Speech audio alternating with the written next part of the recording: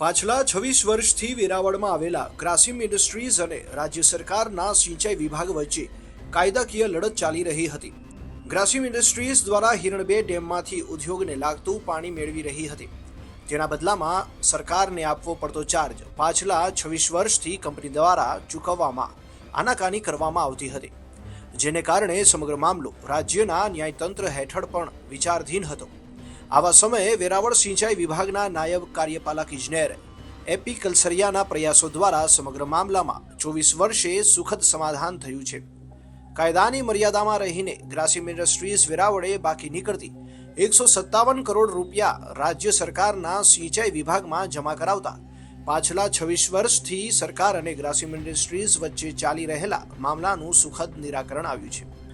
જુઓ ઉનાથી ફારૂક કાઝીનો રિપોર્ટ। અમારી કચેરી હસ્તકના હિરણ 2 સિંચાઈ યોજનાની અંદર ગ્રાસિમ ઇન્ડસ્ટ્રીઝને ઔદ્યોગિક એકમ માટે પાણી આપવામાં આવતું હતું અને તેમના છેલ્લા ઘણા સમયના જે બાકી વસૂલાત હતી એ લાસ્ટ ટાઈમે વસૂલાત એકસાથે 157 કરોડ સરકારમાં જમા કરાવવામાં આવેલી છે। કેટલા સમયથી બાકી હતા સર? આ રકમ 1999થી લઈ અને અત્યાર સુધીના જે બાકી હતા એ કુલ રકમ હતી બધી।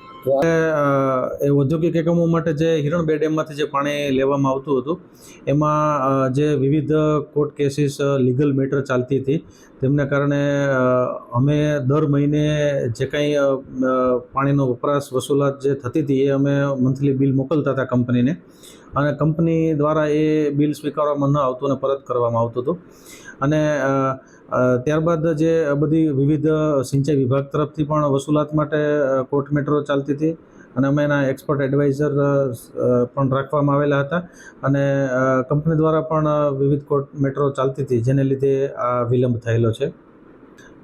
ખાસ તો જે નદીના કાંઠાથી 200 વાર અને ડેમના ડાઉનસ્ટ્રીમની અંદરથી ઔદ્યોગિક એકમ માટે પાણી ઉપાડવામાં આવતું હોય તો એ વસૂલાત કરવા પાત્ર છે। ના, હવે ખાસ કોઈ એવી અસરકારક રકમ બાકી નથી। આ રકમ જે લાંબા સમયથી જે બાકી હતી એ વસૂલ કરી લેવામાં આવેલી છે અને હવે રેગ્યુલર પાણી જે ઉપાડવામાં આવે છે એનું નિયમિત બિલ ભરવામાં આવે છે।